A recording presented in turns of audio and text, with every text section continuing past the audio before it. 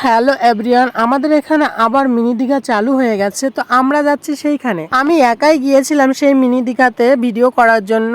গিয়ে দেখি আমার অনেক বন্ধু বান্ধবী আসছে আমাদের সাথে ভিডিও বানাচ্ছে। অনেক কথা হয়ে গেল, তার মধ্যে তোমাদেরকে জিজ্ঞেস করতে ভুলে গেলাম তোমরা সবাই কেমন আছো।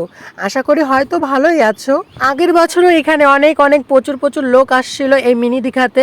আজকেও হয়তো আসবে একটু বাদে। এখনো পর্যন্ত অনেকে খবরই পায়নি যে এখানে জলটা হয়ে গেছে এরকম ভাবে।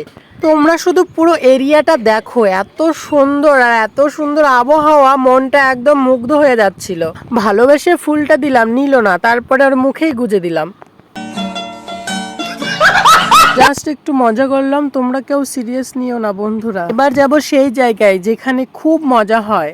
তার আগে আমার ভিডিওটাতে লাইক কমেন্ট শেয়ার দিয়ে পাশে থেকো সব সময়। দূর থেকে এত সুন্দর পরিবেশ দেখে আর প্রকৃতির নিয়ম দেখে আমাদের তো মন মুগ্ধ হয়ে থাকে। আমি তো মনে মনে ভাবছি যে দীঘায় সত্যি দীঘায় চলে আসছি। তোমরা কে কে এই মিনি দীঘায় আসতে চাও তাহলে আমার সাথে কন্টাক্ট বা যোগাযোগ করতে পারো, ইনবক্সে মেসেজ করতে পারো। এখানে কিছু ভাই লাফালাফি করেছিল এই স্রোতের মধ্যে, তারপর তারা উঠতে পারছিল না বলে কমলির ডাল দিয়ে তাদেরকে উঠানো হলো। আমি ভিডিও করছি বলে ওরা বিরক্ত হচ্ছিল।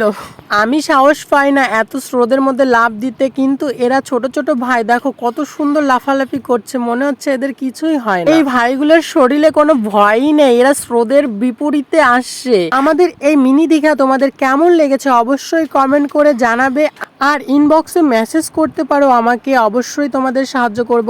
সবাই শুধু সেলফি নেন আর আমরা হলাম সেলফি ম্যান। তারপর আমরা এই সাইডটা পার করে আরেকটা সাইডে, যেখানে প্রচুর জলের স্রোত, কারণ এই দিকটাতে রাস্তাটাই ভেঙে গেছে পুরো।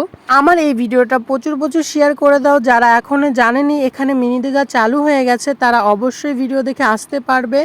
চলে আসো সবাই, টাটা।